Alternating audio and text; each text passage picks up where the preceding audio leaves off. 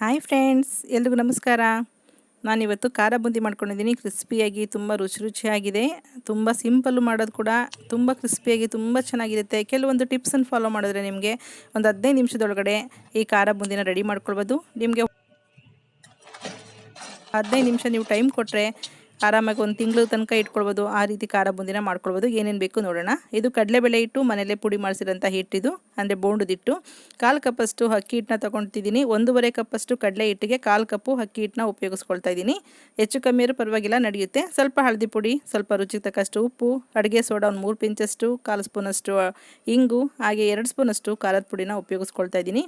ಇಷ್ಟನ್ನು ಇವಾಗ ಮಿಕ್ಸ್ ಮಾಡಿ ನೀರು ಹಾಕ್ಕೊಂಡು ಕಲಿಸ್ಕೊಳ್ಬೇಕಾಗತ್ತೆ. ನೀವು ಖಾರದ ಪುಡಿ ಹಾಕ್ತೆ ಖಾರದ ಪುಡಿ ಬಂದು ಈಚೆ ತೆಗೆದಿಟ್ಕೊಂಡು ಉಪ್ಪಿನ ಪ್ರಮಾಣ ಸ್ವಲ್ಪ ಕಡಿಮೆ ಹಾಕಿದ್ರೆ ಇದೇ ಹಿಟ್ಟಿನಲ್ಲಿ ನೀವು ಸ್ವೀಟ್ ಬೂಂದಿ ಕೂಡ ಮಾಡ್ಕೊಳ್ಬೋದು. ಸ್ವಲ್ಪ ಸ್ವೀಟ್ ಬೂಂದಿ, ಸ್ವಲ್ಪ ಖಾರ ಬೂಂದಿ ಕೂಡ ಮಾಡ್ಕೊಳ್ಬೋದು. ಉಪ್ಪು ಮತ್ತು ಖಾರನ ಹಾಕದೇ ಇದ್ದರೆ. ನಾನಿಲ್ಲಿ ಖಾರ ಬೂಂದಿ ಮಾಡ್ತಾರಿಂದ ಉಪ್ಪು ಮತ್ತು ಖಾರ ಎರಡನ್ನೂ ಇವಾಗಲೇ ಮಿಕ್ಸ್ ಮಾಡ್ಕೊಂಡಿದ್ದೀನಿ. ನೀವು ಸ್ವೀಟ್ ಬೂಂದಿ ಮಾಡೋದಿದ್ದರೆ ಸ್ವೀಟು ಖಾರ ಎರಡೂ ಮಾಡ್ತೀವಿ ಅಂತಂದರೆ ಆ ರೀತಿ ಬ್ಯಾಟರ್ನ ಮಿಕ್ಸ್ ಮಾಡ್ಕೊಳ್ಳಿ.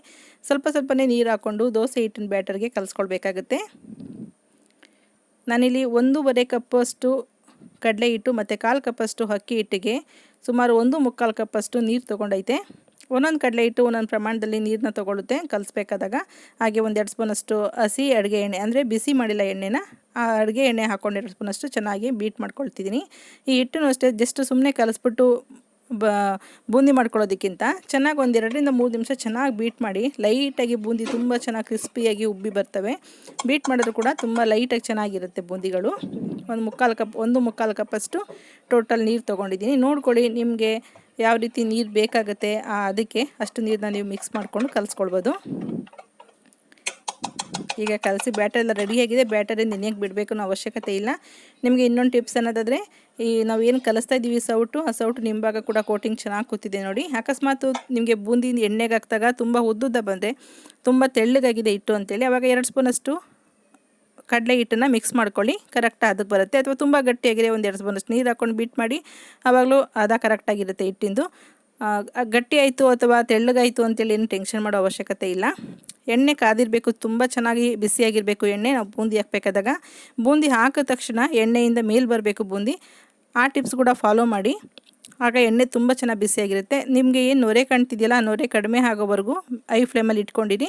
ನೊರೆ ಕಡಿಮೆ ಹಾಕ್ತಿದ್ದಂಗೆ ಲೋ ಫ್ಲೇಮ್ ಮಾಡ್ಕೊಳ್ಳಿ. ಆವಾಗ ಕ್ರಿಸ್ಪಿಯಾಗಿ ಬೂಂದಿ ಚೆನ್ನಾಗಿ ಬೇಯ್ತವೆ, ಕ್ರಿಸ್ಪಿಯಾಗಿರುತ್ತೆ. ನೀವು ತುಂಬ ದಿನ ಇಟ್ಟು ಕೂಡ ತಿನ್ನಬಹುದು ಅವಾಗ. ಈಗ ಚೆನ್ನಾಗಿ ಸ್ವಲ್ಪ ಕೈ ಆಡಿಸ್ಕೊಂಡು ಚೆನ್ನಾಗಿ ಫ್ರೈ ಮಾಡ್ಕೊಳ್ಳಿ ಅದನ್ನು. ಪ್ರತಿ ಸಲ ಹಿಟ್ಟು ಹಾಕಬೇಕಾದಾಗಲೂ ಕೂಡ ಒಂದು ಒಣ ಬಟ್ಟೆ ಇಟ್ಕೊಂಡು ಈ ಜಾಲಿನ ಕ್ಲೀನ್ ಮಾಡ್ಕೋಬೇಕು. ಪ್ರತಿ ಸಲ ನೀರಲ್ಲಿ ತೊಳಿಯೋಕೆ ಹೋಗಬೇಡಿ. ನೀರು ಕೂಡ ಮಿಕ್ಸ್ ಆದರೆ ಎಣ್ಣೆಯಲ್ಲಿ ಅಡುಗೆ ಮಾಡ್ತಾ ಇರೋದ್ರಿಂದ ಎಣ್ಣೆ ಮೈ ಮೇಲೆ ಸಿಡಿಯೋ ಚಾನ್ಸ್ ಇರುತ್ತೆ. ಹಾಗಾಗಿ ಒಂದು ಒಣ ಬಟ್ಟೆ ಸಹಾಯದಿಂದ ಅದನ್ನೆಲ್ಲ ಒರೆಸಿಟ್ಕೊಂಡು ಪ್ರತಿ ಸಲ ಬೂಂದಿ ಹಾಕಬೇಕಾಗುತ್ತೆ. ನೀವು ಸ್ವೀಟ್ ಬೂಂದಿ, ಖಾರ ಬೂಂದಿ ಏನೇ ಮಾಡಿದ್ರು ಆ ಟಿಪ್ಸನ್ನು ಫಾಲೋ ಮಾಡಿ. ಇದು 2ನೇ ಬ್ಯಾಚ್ ಹಾಕಿರೋಂಥದ್ದು. ಇದು ಕೂಡ ಎಷ್ಟು ಚೆನ್ನಾಗಿ ಗುಂಡಾಗಿ ಬಂದಿದೆ ನೋಡಿ ಬೂಂದಿಗಳು. ವಿಡಿಯೋದಲ್ಲಿ ನೋಡ್ತಾ ಇದ್ದಂಗೆ ಬೂಂದಿ ರೆಡಿ ಮಾಡ್ಕೊಳ್ಬೋದು. ಅಷ್ಟೇ ಟೈಮ್ ಸಾಕಾಗುತ್ತೆ ಇದರಲ್ಲಿ ಬೇಯಿಸ್ಕೊಂಡು ತಗೊಳ್ಳೋದಕ್ಕೆ. ನೋಡಿ ಎಷ್ಟು ಚೆನ್ನಾಗಿ ಬೀಟ್ ಮಾಡಿಬಿಟ್ರಂತೂ ತುಂಬ ಚೆನ್ನಾಗಿ ಗುಂಡಾಗಿರ್ತವೆ ಬೂಂದಿಗಳು. ಇದನ್ನೆಲ್ಲ ಒಂದು ಪ್ಲೇಟಿಗೆ ಎಣ್ಣೆ ಸೋಸ್ಕೊಂಡು ತೆಗೆದಿಟ್ಕೊಳ್ಬೇಕಾಗತ್ತೆ. ನಿಮ್ಗೆ ತುಂಬ ಕ್ರಿಸ್ಪಿ ಬೇಕಂದರೆ ಸ್ವಲ್ಪ ಲೋ ಫ್ಲೇಮ್ನಲ್ಲಿ ಫ್ರೈ ಮಾಡ್ಕೋಬೋದು. ಅಥವಾ ಇನ್ನೊಂದು ಟಿಪ್ಸ್ ಅಂದರೆ, ನೀವು ಬೇಗೇನೋ ತೆಗೆದುಬಿಟ್ಟಿದ್ದೀವಿ ಅಥವಾ ಮುಟ್ಟು ನೋಡಿದಾಗ ಅದೇನಾದ್ರು ತುಂಬ ಸಾಫ್ಟಾಗಿ ಎಣ್ಣೆ ಕುಡಿದಿದೆ ಅಂತ ಅನಿಸಿದ್ರೆ, ಅದನ್ನು ಇನ್ನೊಂದು ಸಲ ಎಣ್ಣೆನ ಬಿಸಿ ಮಾಡಿಬಿಟ್ಟು ಆ ಎಣ್ಣೆಯಲ್ಲಿ ಇನ್ನೊಂದು ಸಲ ಫ್ರೈ ಮಾಡೋದ್ರಿಂದ ಒಂದು ಅರ್ಧ ನಿಮಿಷ, ಅವಾಗ ಕೂಡ ಕ್ರಿಸ್ಪಿಯಾಗಿ ಬರ್ತವೆ ಬೂಂದಿಗಳು. ತುಂಬ ಮೆತ್ತಗಾಗಿದೆ ಅಂತ ಟೆನ್ಷನ್ ಕೂಡ ಮಾಡ್ಕೊಳ್ಳೋಂಗಿಲ್ಲ. ಇನ್ನೊಂದು ಸಲ ಬಿಸಿ ಎಣ್ಣೆಯಲ್ಲಿ ಫ್ರೈ ಮಾಡಿ ತೆಗೆದಿಟ್ಕೊಳ್ಳಿ. ಇದು ಏನಾರು ಹಪ್ಪಿ ಮೆತ್ತಗಾಗಿದ್ದರೆ ಅಂಥವ್ರಿಗೆ ಮಾತ್ರ ಟಿಪ್ಸು. ಎಲ್ಲ ಪ್ರತಿಯೊಂದು ಸಲನೂ ಎಲ್ಲ ಬೂಂದಿನ ತೆಗಿಬೇಕು. ಅದೇ ಉಳಿದಿರೋಂಥ ಬೂಂದಿಗೆ ಇನ್ನೊಂದು ಸಲ ಬೂಂದಿ ಹಾಕಿದ್ರೆ ಆ ಬೂಂದಿಗಳೆಲ್ಲ ಸೀದೋಗ್ತವೆ. ಮೊದಲು ಹಾಕಿದಂಥವೆಲ್ಲ ತೆಗೆದಿಟ್ಕೊಂಡು ನಂತರ ಹೊಸ ಬೂಂದಿನ ಹಾಕ್ಕೊಳ್ಬೇಕಾಗುತ್ತೆ. ಈಗ ನಾನು ಅದೇ ಎಣ್ಣೆಯಲ್ಲಿ ಸ್ವಲ್ಪ ಕಡಲೆಕಾಯಿ ಬೀಜನ ಕರ್ಕೊಳ್ತಾ ಇದ್ದೀನಿ. ಕಡಲೆಕಾಯಿ ಬೀಜ 1/4 ಭಾಗ ಫ್ರೈ ಆದಮೇಲೆ ಹುರ್ಗಡ್ಲೆ ಹಾಕ್ಕೊಳ್ತಾ ಇದ್ದೀನಿ. ನಿಮಗೆ ಗೊತ್ತಾಗಲ್ಲ ಅನ್ನೋದಾದರೆ ಹುರ್ಗಡ್ಲೆ ಮತ್ತು ಕಡಲೆಕಾಯಿ ಬೀಜ ಮತ್ತು ಕರಿಬೇವಿನ ಸೊಪ್ಪು ಇಷ್ಟನ್ನು ಸಪ್ರೇಟಾಗೇ ಫ್ರೈ ಮಾಡಿ ತೆಗೆದಿಟ್ಕೊಳ್ಬೋದು. ನಿಮಗೆ ಒಂದು ಸ್ವಲ್ಪ ಅಂದಾಜಲ್ಲಿ ಗೊತ್ತಾಗುತ್ತೆ ಅನ್ನೋದಾದರೆ 3 ಜೊತೆಲಿ ಹಾಕ್ಕೊಂಡೆ ಫ್ರೈ ಮಾಡಿ ತೆಗೆದಿಟ್ಕೊಳ್ಬೋದು. ಈಗ ಹುರ್ಗಡ್ಲೆ ಮತ್ತು ಕಡಲೆಕಾಯಿ ಬೀಜ ಫ್ರೈ ಆಗಿದೆ. ಅದು ತೆಗೆಯೋಕ್ಕಿಂತ ಮುಂಚೆ ಕರಿಬೇವಿನ ಸೊಪ್ಪು ಹಾಕ್ಕೊಂಡಿದ್ದೀನಿ. ಕರಿಬೇವಿನ ಸೊಪ್ಪು ಕೂಡ ಬೇಗ ಫ್ರೈ ಆಗೋದ್ರಿಂದ, ಮತ್ತು ಕರಿಬೇವಿನ ಸೊಪ್ಪನ್ನ ಎಲೆಗಳು ಬಿಡಿಸಿ ಹಾಕಬೇಡಿ, ತೆಗೆಯೋದಕ್ಕೆ ಈಸಿ ಆಗೋಲ್ಲ, ಅದು ಕಷ್ಟ ಆಗುತ್ತೆ ಸ್ವಲ್ಪ. ಅದು ಫ್ರೈ ಆದಮೇಲೆ ಆ ಜಾಲಿಂದನೇ ವಾಪಸ್ ಎಣ್ಣೆ ಕೊಟ್ಟೋಗುತ್ತೆ. ಹಾಗಾಗಿ ಕಡ್ಡಿ ಸಮೇತನೇ ಕರಿಬೇವಿನ ಸೊಪ್ಪು ಹಾಕ್ಕೊಳ್ಳಿ. ತೆಗೆಯೋದಕ್ಕೆ ಕೂಡ ತುಂಬ ಈಸಿ ಆಗುತ್ತೆ. ಈಗ ಇದು ತಣ್ಣಗಾದ್ಮೇಲೆ ಮಾಡಿಟ್ಕೊಂಡಿದ್ದೀವಲ್ಲ ಮಿಕ್ಸರು, ಅದಕ್ಕೆ ಕರಿಬೇವಿನ ಸೊಪ್ಪನ್ನ ಕಡ್ಡಿ ಬಿಡಿಸ್ಕೊಂಡು ಎಲೆಗಳನ್ನೆಲ್ಲ ಸ್ವಲ್ಪ ಪುಡಿ ಮಾಡಿ ಹಾಕ್ಕೊಳ್ಳಿ. ಟೇಸ್ಟ್ ತುಂಬಾ ಚೆನ್ನಾಗಿರುತ್ತೆ ಪುಡಿ ಮಾಡಿ ಹಾಕೋದ್ರಿಂದ. ನೀವು ಇದಕ್ಕೆ ಬೆಳ್ಳುಳ್ಳಿನ ಜಜ್ಜಿ ಫ್ರೈ ಮಾಡಿ ಕೂಡ ಹಾಕ್ಕೊಳ್ಬೋದು, ಬೆಳ್ಳುಳ್ಳಿ ಇಷ್ಟಪಡೋರಾದರೆ.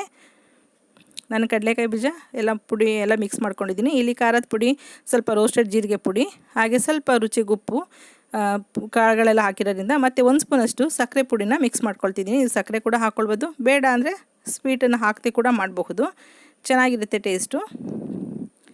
ಎಲ್ಲ ಮಿಕ್ಸ್ ಮಾಡಿ, ನಾನಿಲ್ಲಿ ಬೂರ ಸಕ್ಕರೆ ಪುಡಿ ಇತ್ತು ಹಾಗಾಗಿ 1 ಸ್ಪೂನಷ್ಟು ಹಾಕ್ಕೊಂಡಿದ್ದೀನಿ. ಎಲ್ಲ ಚೆನ್ನಾಗಿ ಮಿಕ್ಸ್ ಮಾಡಿ ಸ್ವಲ್ಪ ತಣ್ಣಗಾದ ನಂತರ ಒಂದು ಏರ್ಟೈಟ್ ಕಂಟೈನರಲ್ಲಿ ಹಾಕಿಟ್ಕೊಂಡ್ರೆ ನಿಮ್ಮ 15 ದಿನ 1 ತಿಂಗಳು ತನಕ ಇಟ್ಟರು ಕೂಡ ಕ್ರಿಸ್ಪಿಯಾಗಿ ಹೀಗೆ ರುಚಿಯಾಗೇ ಇರುತ್ತೆ. ಇದು ತುಂಬ ಕ್ರಿಸ್ಪಿಯಾಗಿರುತ್ತೆ, ಸೌಂಡ್ ಕೂಡ ಕೇಳಿಸ್ಕೊಳ್ಬೋದು ನೀವು. ತುಂಬ ಚೆನ್ನಾಗಿರುತ್ತೆ ಫ್ರೆಂಡ್ಸ್, ಒಂದು ಸಲ ಮಾಡಿ ನೋಡಿ. ಟೇಸ್ಟ್ ಅಂತೂ ತುಂಬ ಅದ್ಭುತವಾಗಿರುತ್ತೆ. ಹೊರಗಡೆ ತಂದೋದಕ್ಕಿಂತ ಯಾವ್ಯಾವ ಎಣ್ಣೆನಲ್ಲಿ ಕರೆದಿರ್ತಾರೋ ಗೊತ್ತಿರೋದಿಲ್ಲ, ಮತ್ತು ಈಗ ಅಂತೂ ಸೇಫ್ ಅಲ್ಲ ಹೊರಗಡೆ ತಿಂಡಿಗಳು. ಈ ಲೆಕ್ಕದಿಂದ ಮಕ್ಕಳಿಗೆಲ್ಲ ಕೊಡಬೇಕಾದಾಗ ಆದಷ್ಟು ಮನೇಲೇ ಮಾಡ್ಕೊಳ್ಬೋದು. ಒಂದು 15 ನಿಮಿಷ ಟೈಮ್ ಕೊಟ್ಟರೆ ಸಾಕು, ಇದನ್ನು ಆರಾಮಾಗಿ ಪ್ರಿಪೇರ್ ಮಾಡ್ಕೊಳ್ಬೋದು. ಓಕೆ ಫ್ರೆಂಡ್ಸ್, ಈ ವಿಡಿಯೋ ಇಷ್ಟ ಆಯಿತು ಅಂತ ಅಂದ್ಕೊಳ್ತೀನಿ. ಇಷ್ಟ ಆದರೆ ಲೈಕ್ ಮಾಡಿ, ಶೇರ್ ಮಾಡಿ, ಸಬ್ಸ್ಕ್ರೈಬ್ ಮಾಡಿ. ಈ ರೆಸಿಪಿನ ಒಮ್ಮೆ ನೀವು ಕೂಡ ಟ್ರೈ ಮಾಡಿ, ಹೇಗೆ ಬಂತು ಅಂತೇಳಿ ನನಗೆ ಕಮೆಂಟ್ ಮೂಲಕ ತಿಳಿಸಿ. ಎಲ್ರಿಗೂ ವರಮಹಾಲಕ್ಷ್ಮಿ ಹಬ್ಬದ ಶುಭಾಶಯಗಳು. Okay bye, thank you.